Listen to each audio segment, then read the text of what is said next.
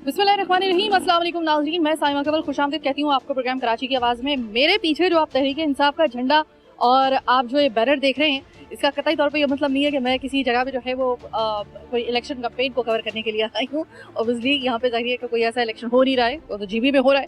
लेकिन यहाँ पर क्या हो रहा है, ये बैनर क्यों लगा हुआ है, अगर आपने गौर से देखा हो तो आपको मैं पढ़ के भी सुना दूँ कि ये खुली कचहरी है जो अंदर इस वक्त हो रही है।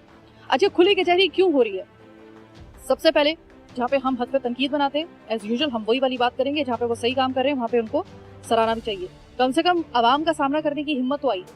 एक खुली कचहरी के अंदर आवाम के सवालात, आवाम की प्रॉब्लम्स को फेस करने के लिए ये एक अच्छा मन। इसको प्रोग्राम के शुरू में ही मैं इस चीज़ को सराहते हुए मैं प्रोग्राम का आगाज कर रही हूँ। ये जनाब खुली कचहरी किस हवाले से? Pakistan railway employees cooperative housing society के हवाले से, इलाका मकीन को दरपेश मसाइल के हवाले से आप अपने इलाके के अरकान असम्बली आलमगीर खान और अरसलान ताज के सामने अपनी गुजारिशात जमा करवा सकते हैं बामकाम गिलानी रेलवे स्टेशन।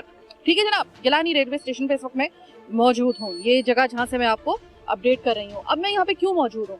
देखिए, ये तो आपको पता है कि हमारे यहाँ पर सिस्टम की कुछ इस तरीके से खुल के अब जो है ना आहिस्ता आहिस्ता हमारे सामने उनके नकाइस आना शुरू हुए हैं कि लगता है कि पता नहीं अल्लाह ही वाकई कराची को चला रहा है। वैसे तो पूरे पाकिस्तान को ही हम कहते हैं कि अल्लाह चला रहा है, लेकिन कराची को तो बिलखसूस अल्लाह ताला कोई बहुत ही कोई फरिश्ते नाजिल अल्लाह ताला ने किए हुए हैं खुसूसी तौर पे जो इस शहर को चला रहे हैं। वरना इस शहर का खात्मा जो था ना, मुझे माफ़ कर दीजिएगा, बड़े सख्त अल्फाज बोल रही हूँ, अगर मैं आपको खोल खोल के बताना शुरू करूँ ना कि किस किस तरीके से इस शहर के ऊपर कब्जा किया जा रहा है और किस किस तरीके से इस शहर कायद को खाने की कोशिश की जा रही है, इसका एक छोटी सी मिसाल मैं आपको ये दे दूँ। हर डिपार्टमेंट के हवाले से हम आपको बता चुके हैं। इस वक्त रेलवे और कोऑपरेटिव हाउसिंग सोसाइटी जो है, इनके लोगों का, इनके जो एम्प्लॉयज़ हैं, इनका एक अलग अलमिया है। क्या अलमिया है? आपको बड़ी हैरानगी होगी सुन के। एक इस रेलवे कोऑपरेटिव हाउसिंग सोसाइटी के चेयरमैन हैं, खुद साख्ता, जी हाँ खुद साख्ता, वो आप उनको चेयरमैन कह सकते हैं। अब्दुल खालिक फारूकी नाम है उनका।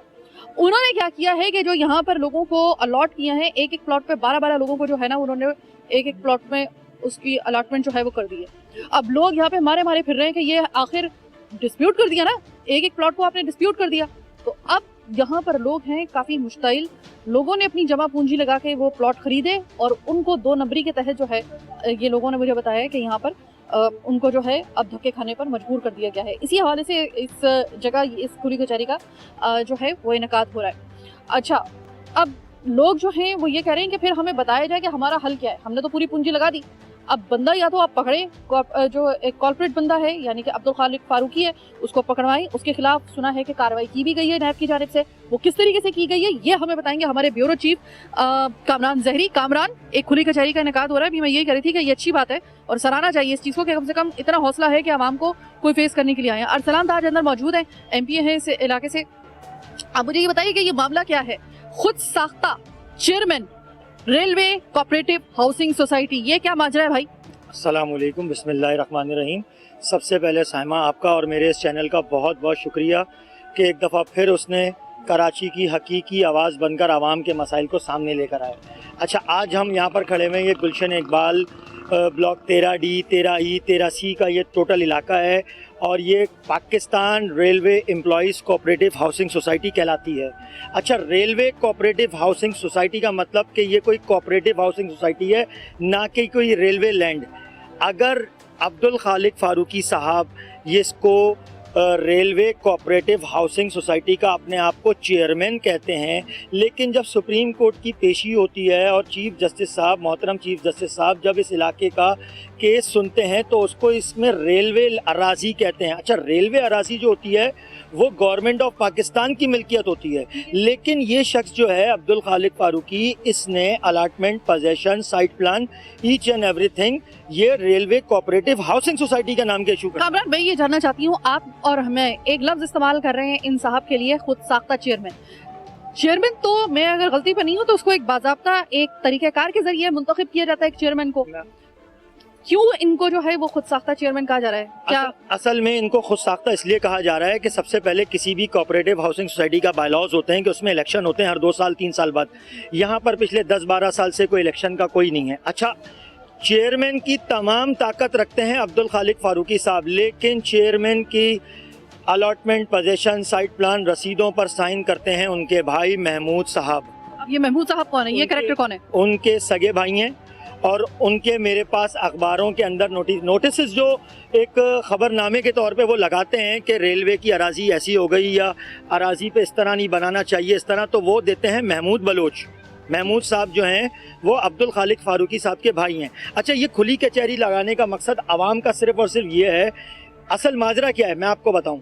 अगर कैमरामैन दिखा सके उस तरफ वो बिल्डिंग को, रेलवे जब इधर सर्कुलर रेलवे के लिए आती है तो पहले 50 फीट, 100 फीट, 150 फीट, 200 फीट की एक मार्किंग करती है कि ये नाजायज़ है, ये रेलवे लैंड है, उसके बाद कोऑपरेटिव सोसाइटी है। अब्दुल खालिक फारूकी की मौजूदगी में, रेलवे लैंड की मौजूदगी में ये ट्रैक से सिर्फ 50 फीट पे बिल्डिंग बन गई, ठीक है। अच्छा, ये मैंने इससे पहले मैं आपको बता दूं कि लगभग कोई 9 से 8 महीने पहले, तकरीबन इतना ही, आप 10 महीने कह लें ज़्यादा से ज़्यादा, तो मैंने यहाँ पे, आपको याद होगा कि गिलानी रेलवे स्टेशन पे मैंने प्रोग्राम किया था और आपने देखा होगा कि वहाँ पर लोग जो थे वो यही बता रहे थे कि उसमें जो घर गिराने की वाली बात की थी कि इस जगह से जो है वो घर गिराए जाएंगे, तो उसका भी कोई तरीक़ाकार जो था ना वो कानून के मुताबिक नहीं था।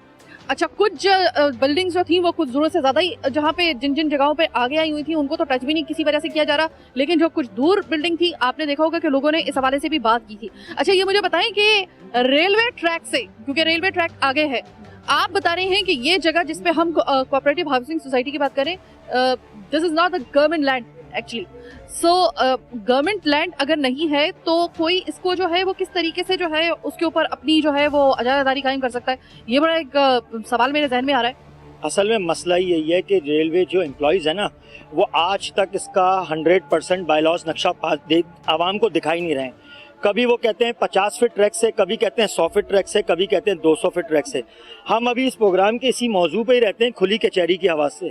मसला ये है कि यहाँ पर जो अलाटीज़ हैं वो रेलवे एम्प्लॉइज़ थे, उनको सदर पाकिस्तान के SRO पर, उस ज़माने में अयूब खान साहब के ज़माने में, उनको ये ज़मीनें, उनके क्वार्टर्स अलाउड, उनके प्लॉट अलाउड किए गए थे जो उनकी तनख्वाह में से काटे जाते थे। बाद में अब्दुल खालिक फारूकी साहब के आने के बाद हुआ कि एक प्लॉट 10 मालकान। अब एक शख्स अपना घर बनाने जाता है, बंदा दूसरी फाइल लेके आ जाता है, ये तो मेरा प्लॉट है। फिर दूसरे बंदे से वो पहली बंदा बोलता है कि भाई ये तो मेरा प्लॉट है।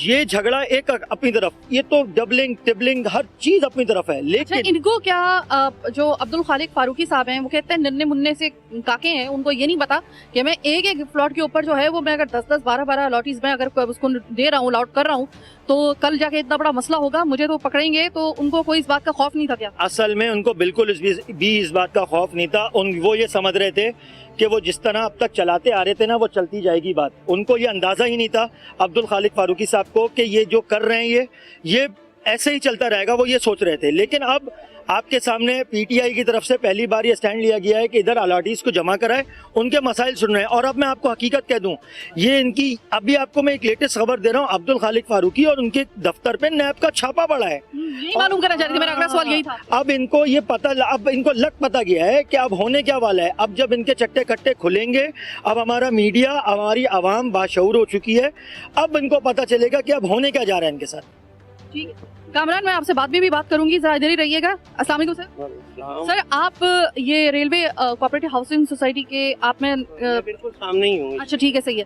तो आपके साथ ये वाला मामला हुआ है कुछ वो के? तो खैर अल्लाह का करम है, फारूकी साहब करीब ना आए, लेकिन जो मेरे रिश्तेदारों के साथ हुआ वो बहुत बुरा हुआ। सो अभी इन्होंने कहा कि भाई इस दफ़ा तो आखिरी हद तक जाएंगे, तो मैंने कहा आप बिरयानी चिकन खिलाएंगे या शादी खिलाएंगे? अच्छा लगा आपका इतना एक वजह, आपकी शगुफ्ता तबीयत मुझे अच्छी लगी। अच्छा, ये बताइएगा सर कि आपको तो अल्लाह ताला ने बचा दिया, आपके जिन रिश्तेदारों के साथ ये मिसहैप हुआ है, तो ये मुझे बताइएगा सर कि कितने उनको नुकसान अब तक, जो उनको मतलब यानी खटाई में मामला पड़ा है, वो कितना तकरीबन उनका नुकसान हुआ? नुकसान दिए थे वो बेचारे किस तरह सह गए, और सह के यहाँ से चले गए वापस छोड़ के, तो अब वो दूसरे इलाकों में दूर दूर चले गए। जिस उम्मीद के साथ वो हमारे घर के करीब आए थे, वही नाउमीदियाँ लेके वापस चले गए। कितना अर्सा हो गया तकरीबन? ये तकरीबन 10-12 साल 15 साल 10-12 साल हो गए कामरान, ये तो बड़ा एक क्रॉनिक मसला है। अभी तो 86 से यहाँ पर आबाद हैं। अभी एक ये सिर्फ ये बड़े साहब हैं, जितने लोग, अच्छा सिर्फ इस खुली कचहरी में नहीं, किसी का भी दरवाजा पीट लें और पूछें अब्दुल खालिक फारूकी कौन है, बस आपने ये करना है, कैमरा बंद करें, रेंडमली 24 घंटे में से कोई भी वक्त किसी भी शख्स, मस्जिदें आबाद हैं, किसी भी नमाज में मस्जिद के बाहर खड़े हो जाएं, पूछें अब्दुल खालिक फारूकी साहब कौन है, वो अब्दुल खालिक फारूकी साहब कौन है आपकी नजर में? मैंने देखा तो नहीं, बहुत सुना, वास्ता नहीं पड़ा, लेकिन अब यही है, कहने को बहुत कुछ था, अगर कहने पे आते उनको ये शिकायत है, हम कुछ नहीं कहते। हम कुछ नहीं कहते। आपका अल्लाह ताला इसी तरीके से आपका शगुफ्ता तबीयत बरकरार रखे। मैं मजीद लोगों से बात करना चाहूंगी। सर, कुली कचहरी तो लग रही है, लेकिन सुना है कि लोगों के साथ बड़ा हुआ यहाँ पे जुल्म, और बड़े अरसे से होता चला आ रहा है। वो एम्प्लॉयज जो कि रेलवे के मुलाजमीन थे, उनको जो जिनका हक बनता था, उस पर एक शख्स जिसका नाम लिया जा रहा है वो यह है, उनका नाम है अब्दुल खालिक फारूकी, जो कि खुद साख्ता चेयरमैन बताए जा रहे हैं इस कोऑपरेटिव हाउसिंग सोसाइटी रेलवे के। और उन्होंने कोई एक एक प्लॉट के ऊपर 10-12 लोगों को वो अलॉट कर दिया है। उसकी वजह से हो रहा है बड़ा एक मुश्किल इन लोगों को फेस करना पड़ रही है, धक्के खाने पड़ रहे हैं। ये क्या माजरा है? उसके अलावा भी एक प्रोजेक्ट ये चल रहा है उनका कि अपने एजेंट मुकर्रर किए हुए इसी इलाके में, वो 10 से 12 लाख रुपए पर हेड लेते हैं, सिर्फ ट्रांसफर कराते हैं।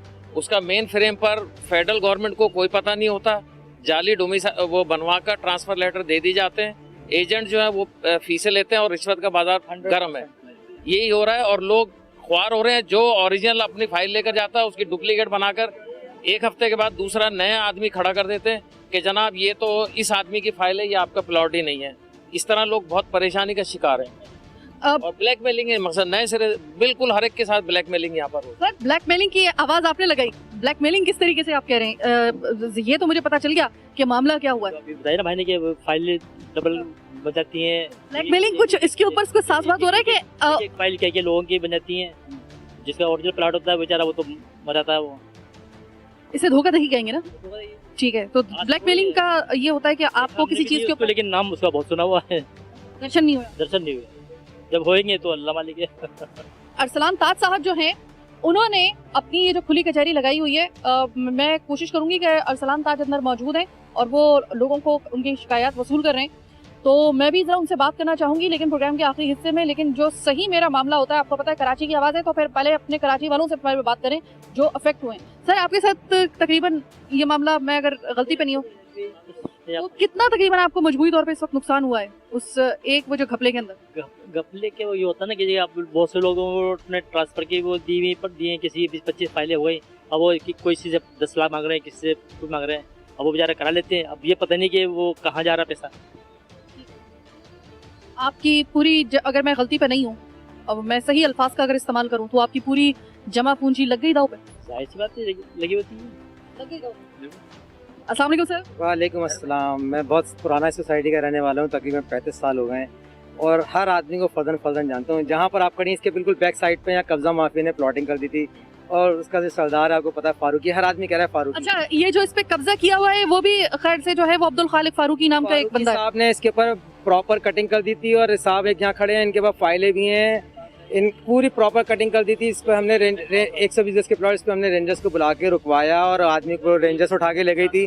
फिर हमने उन आदमी को मजबूरन छुटाया। मजदूर तो मजदूर है ना, लेकिन सबका सरदार फारूकी है और फारूकी जो है अदी फरियाल तारपुर का बड़ा ख़ास आदमी है। और आपको पता है जब फरियाल तारपुर का कोई ख़ास आदमी तो उस पर कोई आदमी हाथ नहीं रख सकता।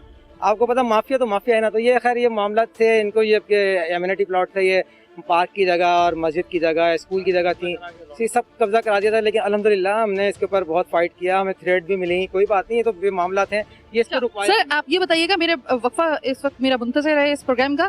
पहला, मैं आपसे ये जानना चाहूंगी कि जो आपने बाजियाब करवाई है, जो इसमें जो वागुजार करवाई है आपने जमीन जिस पर आप बता रहे हैं, उससे तकरीबन कितने लोग जो थे उनको रिलीफ मिला है? मेरे ख्याल में तकरीबन 25 से 30 प्लॉट तो लोगों के थे जो बिल्कुल बेचारे 50-50 लाख रुपए के प्लॉट देके, और वो तो बेचारे रुल रहे हैं ना, उनको तो पेमेंट दे दी थी इन्होंने। अच्छा देखिए, हम बात कर रहे हैं इस वक्त रेलवे। अच्छा, मैं एक छोटी सी ब्रेक लेने के लिए जाती हूँ। ब्रेक के बाद जब वापस आएंगे 2-3 बड़े अहम सवाल जो मुझे पूछने हैं, क्योंकि मुझे कुछ चीजें क्लिक कर रही हैं यहाँ पर, वो हम पूछेंगे इस वक्त के बाद। मेरे साथ रहिएगा।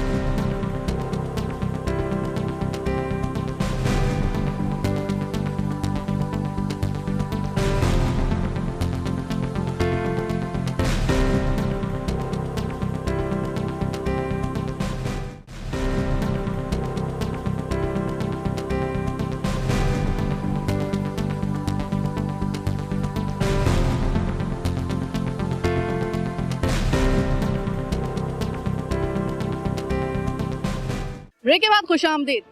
सुना है कि इस जगह जब आपने आवाज उठाई और उस वक्त आपको एक, चूंकि मीडिया एक चौथा सुतून है और मीडिया को आपको जरा थोड़ा सा बताना था कि भाई ये इस जगह पे, तो सुना है कि कुछ मीडिया वाले भी बिक गए थे। बिल्कुल बिकते हैं मीडिया वाले, बिल्कुल बिकते हैं जनाब, नाम नहीं लूंगा लेकिन मीडिया बिकता है, लाजमी बिकता है। मैंने सुना है कि पूरे नक्शे देख के चले गए सारी चीजें वो और फिर वो चली नहीं है मैंने खबर। 7 फीट का नक्शा मेरे पास वाहिद आदमी था, इसके बाद 7 फीट का नक्शा 82 का नक्शा था, मैंने यहाँ खड़ा करके नक्शा दिखाया और कहा ये प्लॉट है, ये प्लॉट है, ये प्लॉट की कटिंग हो गई। उनको मैंने कहा अगर आप ये प्लॉट के नक्शे को शाम को चला देंगे तो आप ठीक है, अगर नहीं चलाए तो आप बिक जाएंगे। उन्होंने बोला 9 बजे, मैं जाहिद भाई मैं बिक गया, ये मीडिया है आपका, मैं बिक गया। बताइए ये मीडिया भी बिकता है। ये तो मैं तो मतलब इस बारे में तो फिर यही कहूँगा कि ये तो अब हमारी जातियात पे बात आ गई है। अच्छा, बात ये है कि सारी उंगलियां एक जैसी नहीं है, इस तरह हाथ में अल्लाह ताला ने बनाया है, तो सारे मीडिया पर्सन भी ऐसे नहीं है, सब भाई होते हैं। अच्छा, अब ये अगर ये बात हम मिसाल के तौर पे जिस तरह मीडिया वालों की बातों को कहा जाता है, आवाम कहती है कि ये लोग अपनी तरफ से बोलते हैं, तो फिर हम भी कह सकते हैं, हो सकता है ये अपनी तरफ से कह रहे हो, लेकिन हम इनसे वादा कर रहे हैं, जो प्रोग्राम हम इनका रिकॉर्ड कर रहे हैं लफ्ज ब लफ्ज ये हमारा वादा है एज अ ब्यूरो चीफ और मेरी बहन की तरफ से, इस K21 न्यूज़ की चैनल की तरफ से, इनका चलेगा हक और मेरिट की बात। आप अगर ये ना चले तो अब मैं आपको इतनी किसी और मीडिया पर्सन की तो मैं बात नहीं करूंगी, जाहिर है कि वो उनका अपना मामला है।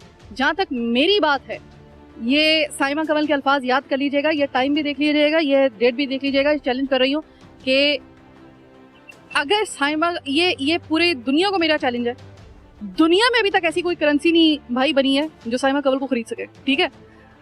ये प्रोग्राम इंशाल्लाह चलेगा और आप देखेंगे K21 पे और इसका इंशाल्लाह ताला असर भी होगा। मैं फिलहाल तो लोग इसमें मैं बात, क्योंकि देखिए ये एक जुल्म की बात है, एक और जुल्म के खिलाफ आपको पता है कि एक तवील अरसे से एक आम आदमी जो है जिनकी कोई सुनवाई नहीं हो रही है, कभी कहीं से उनकी आवाज़ दबाई जा रही है, कहीं से उनकी आवाज़ दबाई जा रही है। तो कामरान मुझे ये बताएं कि अभी इनका जो नैब का छापा पड़ा है उसके फारूकी साहब के ऑफिस में, उसके बाद कुछ उम्मीद नजर आ रही है कि आप क्या करेंगे? अरसलान ताज की तो मैं अल्फाज सुन रही थी, वो कहते हैं आखिरी हद तक जाएंगे हम लोग। असल में ये अलमिया है, इनकी बात से हमें कोई नाराज़गी नहीं है, जो माशरे की एक्सरसाइज है इन्होंने वो बात करी। जहाँ तक रही फारूकी साहब की, मैंने आपसे अपने इंट्रो में कहा ना कि इंशाल्लाह अब लग पता जाना है कि अब उनका वास्ता किन लोगों से पड़ा है। इंशाल्लाह ताला अब आप भी देखेंगे, नैब के सोए हुए इदारे हों या कोई भी हो, देखिए हमको इदारे नहीं है, मेरी हमेशा से बात होती है, हमारा काम है गलत को पॉइंट आउट करना। अब उसको इदारे पॉइंट आउट उसको लें या ना लें, ये उनका मसला है, हम तो आवाज़ बन गए हैं। आपका जहाँ तक आवाज़ बनने का ताल्लुक है, उसके लिए तो हम आपको ये श्योरिटी दे रहे हैं कि ऐसा मामला है कि इसके ऊपर आवाज़ उठाना वैसे भी वाजिब है हम लोगों पर, क्योंकि इसमें वाकई ही में एक आम आदमी के साथ, एक आम कराची के शहरी के साथ जुल्म हो रहा है, जो एक अरसे तक, तवील अरसे तक जो है वो अपनी ज़िंदगी वक्फ करता है किसी एक इदारे में। रेलवे आपका एक महकमा, अब उस महकमे में जब एक सरकारी महकमा ना, जरिए रेलवे जो है वो सरकारी महकमा है, उस सरकारी महकमे में या किसी भी महकमे में काम करने वाला एक शख्स जो होता है, उसको फिर जो उसके रिटायरमेंट के बाद उससे जो वादे किए गए होते हैं, वो उस रिटायरमेंट के उस वादे के ऊपर जो है वो पूरी अपनी ज़िंदगी जो है वो सुबह सुबह जाके वहाँ पर जाना, किस तरीके से वो अपने जो है मामूलात ज़िंदगी, पूरी ज़िंदगी के लिए जो है वो न दिन न रात, न बीमारी, न धूप, न बारिश की फिक्र करता है, वो जाता है, तो आखिर में उसको ये हक बनता है। और अगर आप सरकारी महकमे में, तो आपका ये हक वाजिब है। लेकिन अगर उस हक को बिल्कुल आखिर में जाकर जब आपको उसका फ्रूट लेने का वक्त आता है, बढ़ापे में आपको रुस्वा कर दिया जाए, तो मेरे ख्याल में किससे बड़ा कोई जुल्म नहीं हो सकता। बहरहाल यहाँ पर लोग जो हैं वो अपनी शिकायत जो हैं वो अरसलान ताज को बता रहे हैं। हम कोशिश करते हैं कि हम आगे लोगों से भी बात करें और अरसलान ताज से भी हम लोग इस हवाले से बात करें। तो अच्छा, एक और चीज़ मैं आपको यहाँ पर बहुत क्लियरली मैं आपको बता दूँ कि देखिए, जहाँ पर बात आती है ना, सबसे हक की बात ये होती है कि आप अपने ही जो आपकी फील्ड होती है या आपका पेशा होता है, उसी में जो काली भेड़ें होती हैं, हर पेशे में काली भेड़ें होती हैं भाई, कोई भी पेशा ऐसा नहीं है कि जिसमें कोई काली भेड़ ना हो या बिल्कुल ही सारे फरिश्ते हों, नहीं। हमारे मीडिया में भी, हमारी सहाफ़त में भी ऐसे बहुत से लोग हैं जो कि हक की आवाज़ बनने के बजाय जो है वो बिक जाते हैं। किसी भी आप शोबे की बात करें, हम सिर्फ इस सहाफ़त की बात नहीं करें, किसी भी शोबे में। अरसलान ताज यहाँ पे मौजूद है। सबसे पहले तो अरसलान, काबिल तारीफ़ हैं आप। मैं हमेशा ये कहती हूँ कि वो लीडर या वो MPA MNA कोई भी रहनुमा, वो काबिल तकलीद है, और ये बहुत बड़ी बात होती है कि आप आवाम को फेस करें, वो भी खुली कचहरी में। आप लोगों को कहें अपनी शिकायत लेकर आओ। इस चीज़ पर सबसे पहले तो आपको शाबाश। अब मुझे ये बताइएगा कि देखें ये एक नाम सामने आ रहा है एक खुद साख्ता चेयरमैन का, और नाम है उनका अब्दुल खालिक फारूकी साहब। अभी नैब की उनके खिलाफ जो है वो एक कार्रवाई भी हुई है। मुझे आप ये बताएं कि अरसलान ताज जो कि पाकिस्तान तहरीक इंसाफ का एक प्रोमिनेंट नाम है, कराची के हवाले से असेंबली में बैठता है, वो कहाँ तक जा सकता है इन लोगों को, इन बेचारे लोगों को जो सालों से जो है वो इनके साथ एक घपला हो रहा है और वो डूब गई इनकी पूरी की पूरी पूंजी। मुझे बताएं कि कहाँ तक जाएंगे। बहुत बहुत शुक्रिया। देखें, ये जो मसला है railway Pakistan cooperative employees society का, ये आज का मसला नहीं है, काफ़ी पुराना मसला है। लेकिन अब हमने, क्योंकि यहाँ पर गुज़िश्ता 2 महीने से हम देख रहे थे कि 2 साल से हम देख रहे थे कि जी यहाँ पे बहुत सारे लोगों को डायरेक्टली इनडायरेक्टली अफेक्टेड थे। किसी की फ़ाइल जो है वो जाली पकड़ा दी जाती है पैसे लेके, किसी के ओरिजिनल अलॉटी की जो है वो नाम से दूसरे किसी और नाम से फेक फाइल बना दी जाती है। तो ये यहाँ पे लैंड और ट्रांसफ़र का जो इशू जो है वो बहुत बड़ा इशू है। हमने ये समझा कि ये बहुत बड़ा इशू है इस इलाके का। हमने रजिस्ट्रार ऑफिस से भी रुजू किया, हमने एंटी करप्शन से भी रिजू किया, हमने और दीगर जो मुताल्लिक़ अदारे हैं उनसे रुजू किया। अब हमने आज खुली कचहरी लगाने का मकसद ये था कि लोगों से डायरेक्टली सुने कि इनके मसाइल हैं क्या। किसी ने बताया कि मेरे वालिद जो हैं वो अलॉटी थे और उनकी फ़ाइल जो है अब किसी और के नाम पे बना दी गई है और पैसे का तकाजा किया जाता है कि ये ट्रांसफ़र नहीं होगा, बनाने नहीं देंगे, लाखों रुपए की डिमांड की जाती है। इस वक्त सिंध में सिंध कोऑपरेटिव सोसाइटीज़ एक्ट मौजूद है और जिसके तहत सालाना हर सोसाइटी ने अपने इलेक्शन कराने, ऑडिट कराने और दीगर रिक्वायरमेंट पूरी करनी है, जो कि यहाँ पे गुज़िश्ता कई सालों से नहीं हो रहा है। हम इस इशू को प्रायोरिटी बेस पे देख रहे हैं।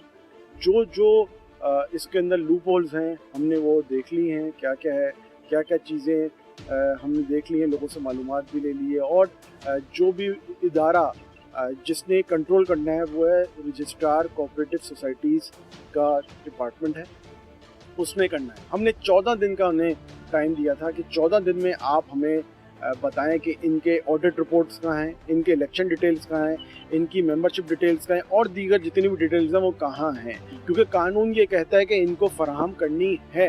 अगर ये फराहम नहीं कर रहे तो सोसाइटी चल कैसे रही है। इसके जो ट्रांसफ़र हैं, जो इसके बाकी चीज़ें, जो चार्जेस हैं, वो कैसे कोई किसी शख्स के पास जा रहा है। और ये फारूकी नाम का जो जिन है किसी को पता ही नहीं है कहाँ होता है। अच्छा, इस शख्स को मैंने जिससे भी बात कर रही हूँ ना, उन्होंने नाम सुना है लेकिन इस बंदे से कभी बिल मुशाफा मुलाकात का किसी को शर्फ हासिल नहीं हुआ अभी तक, जितने भी मुझे लोग मिले। ये कौन सी ऐसी सलमानी टोपी पहन के ये बंदा बैठा हुआ है कि किसी ने इसको देखा नहीं है। खुद अभी तक मैंने इतने प्रोग्राम किए, मैंने आज तक इस बंदे को कभी देखा नहीं है। तो ये बंदा खुद साख्ता तौर पे इतने अरसे से यहाँ पे बुरा जमान है।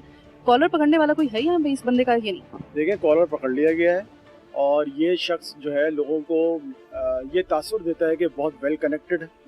ये तासुर देता है कि जी वेल कनेक्टेड किससे? तासुर ये नाम इस्तेमाल करता है बड़ी बड़ी शख्सियात का, आर्म फोर्सेस का नाम इस्तेमाल करता है, सियासी शख्सियत का नाम इस्तेमाल करता है, सरकारी लोगों का नाम इस्तेमाल करता है और तासुर ये देता है कि इसके ऊपर हाथ डालने वाला कोई नहीं है और जो भी कोशिश करेगा तो वो पीछे हट जाएगा। इवन के नैब से भी वो नहीं डर रहे। देखें, तासुर ये देते हैं कि उनके तमाम जगह मामला तय हैं और कोई उनके ऊपर हाथ नहीं डालेगा। लेकिन बुरी खबर इनके लिए ये है कि इस बार जो है ना, इनका घेरा इंशाल्लाह तंग होगा, इनको पकड़ा भी जाएगा, इनसे सवाल जवाब भी होगा और पूछा भी जाएगा कि इतने सालों से यहाँ पर जो इन्होंने पूरा जो है ये काम करते रहे हैं, करप्शन का बाजार गर्म करते रहे हैं और इनका ताल्लुक ही नहीं है। हमें जो सुना है इस बंदे का ताल्लुक ही नहीं है सोसाइटी से, लेकिन लोगों को बुला के पैसे वसूल करना, किसी की पूरी ज़िंदगी की जमा पूंजी से वो एक कोई प्लॉट लेता है, कोई घर लेता है, मकान लेता है और ये उसको ना बनाने देते हैं ना ट्रांसफ़र करने देते हैं और सिर्फ एक वजह से कि इनको माल पानी चाहिए, इनको पैसे चाहिए, पैसे देंगे तो ये सब कुछ करने देंगे। लोग मेरे सामने यहाँ पे बेतहाशा भी यहाँ पे लोग मौजूद थे जिनका सिर्फ यही था कि हमें फारूकी साहब जो है बनाने नहीं दे रहे, घर नहीं बनाने दे रहे। अच्छा, घर भी नहीं बनाने दे रहे। अच्छा, मुझे एक बात बताएं कि फारूकी ने ही अलॉट की एक एक प्लॉट के ऊपर 10-10, 12-12 बंदों को अलॉट कर दिया। अच्छा, अब ये मामला मुझे लग रहा था कि कोई रिसेंटली होगा, कोई 1-2 साल पुराना वाक़या होगा। मुझे तो लोगों ने बताया कि ये तो साल से ये साइमा बाजी, ये तो साल से ये चलता हुआ आ रहा है। मुझे बड़ी हैरानगी हुई। फिर उसके बाद इन्होंने बताया कि देखें वो फिर उसके बाद ये 15-15 साल के बाद भी उस बंदे का हाथ नहीं रुका है। इतनी हल्लाशेरी इतनी हल्लाशेरी। अभी यहाँ पे एक मौजूद थे, उन्होंने बताया कि मैंने 2005 में फारूकी से फाइल ली, फारूकी को पैसे दिए और अब फारूकी कह रहा है कि तुम्हारी फाइल जाली है और ये अपनी ही अलॉट की हुई फाइल पे उसको रिजेक्ट कर दिया। अपनी ही अलॉट की हुई फाइल अब वो फारूकी कह रहा है जाली है, और जाली को अगर सही बनाना है तो मुझे कुछ मेरे साथ कोई अंडरस्टैंडिंग कायम करो। तो ये सीधी सीधी जो है चोर बाजारी है।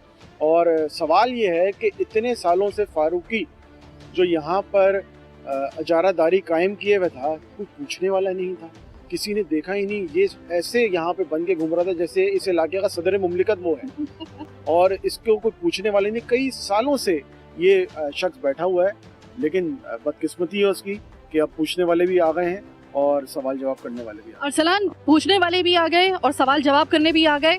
आ तो गए, लेकिन बात तो तब है ना कि उस बंदे को गिर्द घेरा ऐसा तंग करो कि वो हाथ जोड़कर वो अपने तमाम गुनाह जो है ना वो मान कर उनको एडमिट करके और उसके बाद इन लोगों का मसला हल हो। हम सिर्फ एक बंदे को उससे सवाल जवाब करने पे हम नहीं जो है वो चाह रहे कि बस वहीं पे जो है वो बस चले, बल्कि ये चाह रहे हैं कि पूरे लोगों को जो लोग अफेक्टिव है उनको इसका इंसाफ मिले।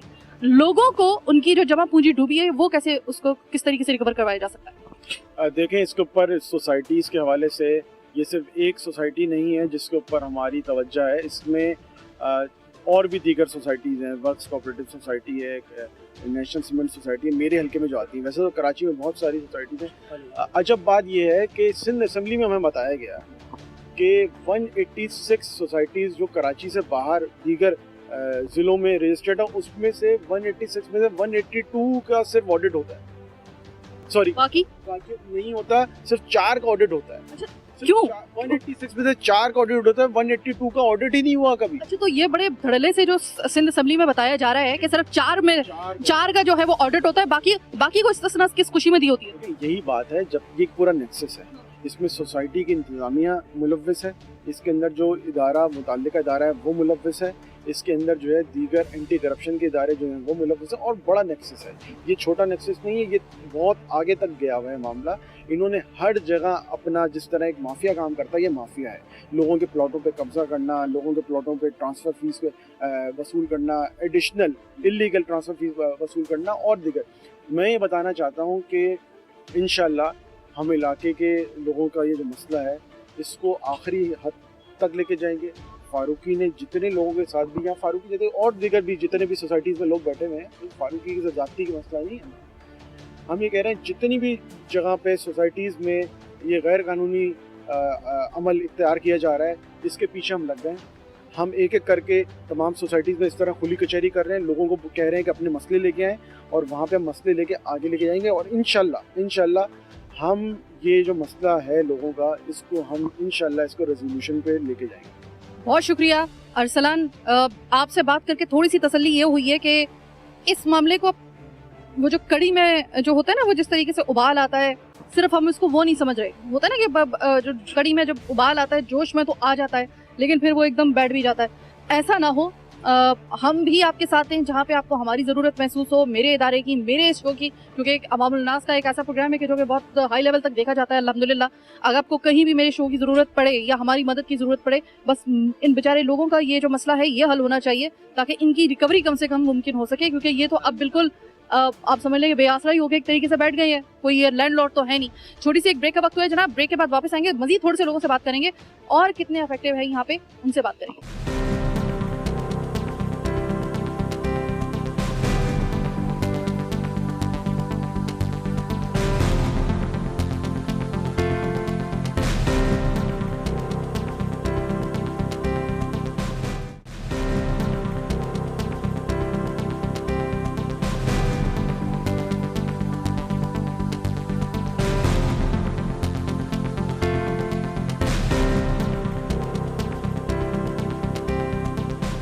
ब्रेक के बाद खुशामदीद।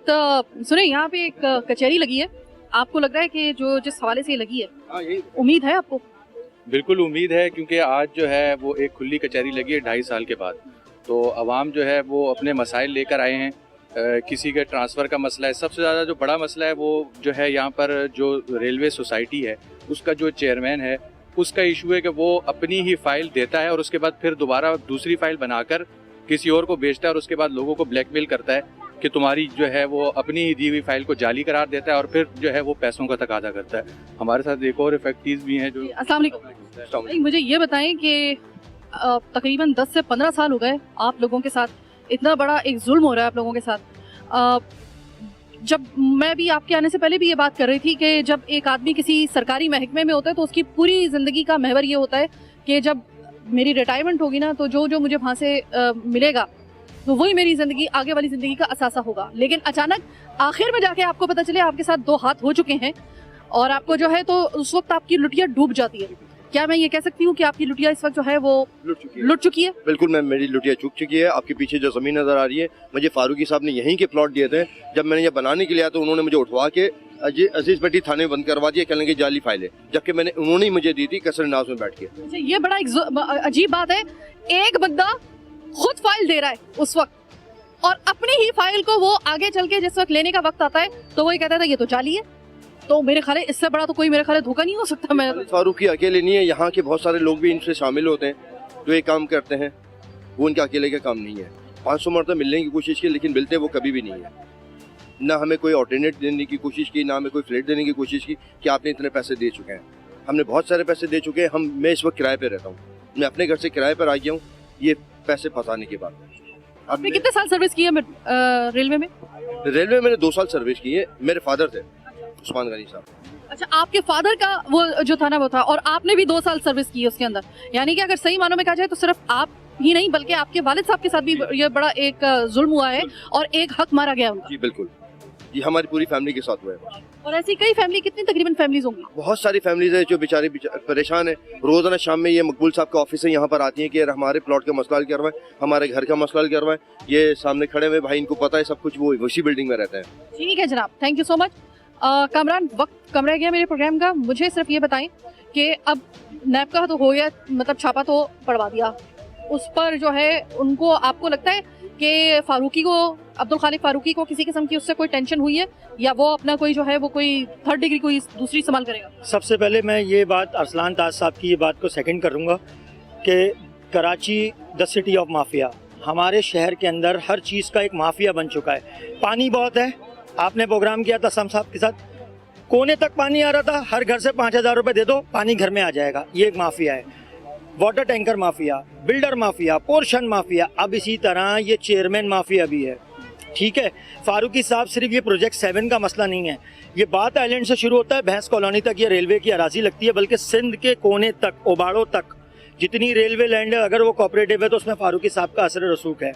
अच्छा, अब बात यह है कि वहाँ पर भी घपले हैं, गुलशन जमाल में भी घपले हैं, हर जगह शारा फैसल पर गुलशन ज़फ़र है, उधर भी घपले हैं।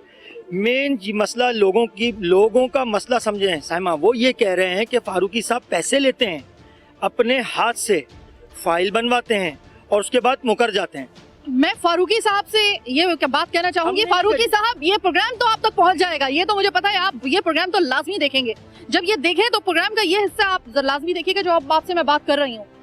चूंकि हम लोग एक तरफा प्रोग्राम नहीं करते, एक तरफा प्रोग्राम नहीं करते, मैं आपको ऑफर कर रही हूँ, अगर आप अपना मौक़िफ़ देना चाहें, मेरा प्रोग्राम आपके लिए भी हाजिर है। आप इन सवालात और इन एलिगेशंस को अगर आप इसकी तरदीद करना चाहें, या इन लोगों की जो आओ बका, कोई एक आधा बंदा अगर मुझे मिले तो मैं ये कहूँ कि वो शायद झूठ बोल रहा है, लेकिन यहाँ पे इतना अजदहाम था कि हर दरवाजा खटखटा रही हूँ, आपका नाम लिया जा रहा है।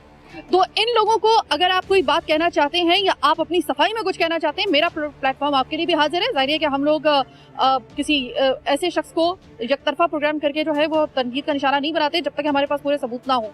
अब लोगों का हर दरवाजा खटखटा रहे हैं, आपका नाम आ रहा है सामने, तो जाहिर है कि मैटर बहुत सीरियस है और बहुत तवील अरसे से चलता आ रहा है। तो हम लोग तो फारूकी साहब को भी कह रहे हैं कि भाई अगर आपको लगता है कि आपको कोई अपना मौक़िफ़ देना चाहिए, वो हमारे प्रोग्राम में जो है प्लेटफॉर्म हमारा इस्तेमाल कर सकते हैं। मैं बल्कि इसमें एक बात और ऐड करूंगा, अगर फारूकी साहब कोई भी डील अपने हाथ से नहीं करते, बकौल उनके जैसे, और लोग तो उन्हीं का नाम ले रहे हैं, हमारा मौक़िफ़ नहीं है, आपने सबसे बात करी है, इलाका एमपी ने भी ये बात, जिस दरवाजे को खटखटा रहे हैं उनका नाम लिया जा रहा है। अब उनसे ये कहते हैं चलो खुद नहीं आ सकते। जिन फ्रंट मैनों के जरिए आप ये सौदेबाजियां करते हैं, मैं सबके नाम जानता हूं, मैं सबका जानता हूं, आप उनमें से किसी एक फ्रंट मैन को बोलो आए प्रोजेक्ट 7 में, अपनी जगह पे बुला लें, कसरे नास कमरा नंबर अब छोड़े, मैं क्या बताऊं, उधर हम आ जाते हैं जहां आप बोलें। कराची जिम खाना आ जाते हैं, अच्छा चलें छोड़ें, मलिर कैंट आ जाते हैं, चलें और छोड़ें, सोसाइटी ऑफिस के नीचे मरहबा होटल आ जाते हैं, अरे चलें छोड़ें। और बताऊं फारूकी साहब कहाँ कहाँ आ सकते हैं? जहां दिल चाहे साइमा कंवल की टीम और हम आपका मौक़िफ़ लेने के लिए हाजिर हैं। जहां बोल लें, कौन से मदरसे के कौन से बहुत बड़े उलमा इकराम के पास बुलाना चाहते हैं हम आते हैं, कौन से बाअसर शख्सियात के पास बुलाना चाहते हैं हम आते हैं। आपका मौक़िफ़, आपकी आवाज़ बनने के लिए अपना मौक़िफ़ दे दें, बस ये आखिरी बात खत्म। देखिए, अगर ये समझ रहे हैं अब्दुल खालिक फारूकी साहब कि हम लोग जो हैं वो आपके खिलाफ प्रोग्राम करने के लिए आए हैं, हम वो सिर्फ आवाम की आवाज़ आप तक पहुंचाने के लिए आए हैं। आवाम को तो आप मिल नहीं रहे। वो कह रहे हैं कि हमें फारूकी साहब का तो हमें पता ही नहीं है कि फारूकी साहब की शक्ल कैसी है।